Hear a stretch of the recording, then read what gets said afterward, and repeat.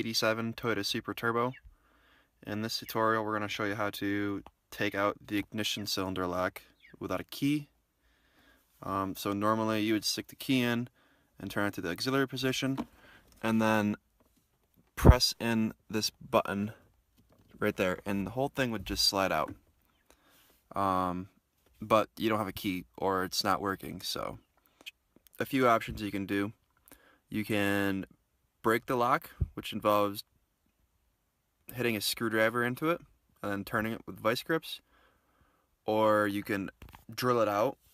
I don't know how to do that. Or you can beat this pin in, which will permanently break the lock. All options permanently break the lock, or you can call a locksmith. Don't do this to steal a car. That's illegal. This is my car. Do is take these things off. I already unscrewed the screws for the sake of time. Take that guy out. So here is the screwdriver jammed into the lock. Here's the vice grips. I've already broken it. Pretty much just turn it and hopefully you can get it to work.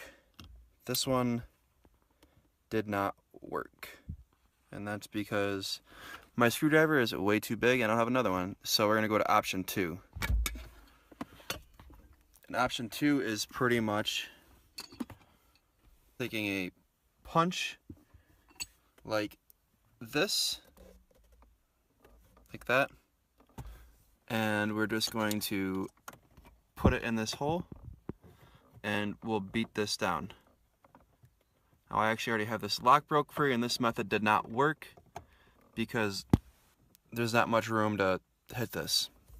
So what I did was I took a screw like this.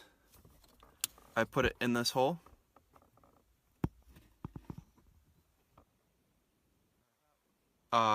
Before the lock was unbroken, so it screw stuck up a little bit. I took a clamp like this and I just kept on clamping it down until it depressed all the way, and it broke the actual pin thing in there, allowing the lock to come out. And then to just reinstall a new one, you take your new lock,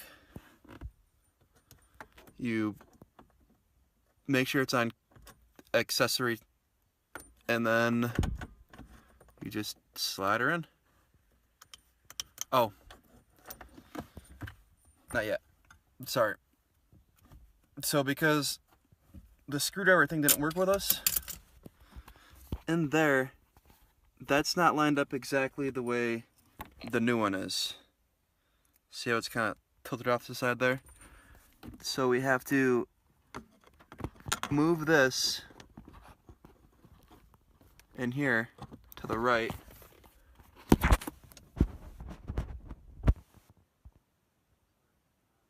Able to be done with one hand really, so bear with me.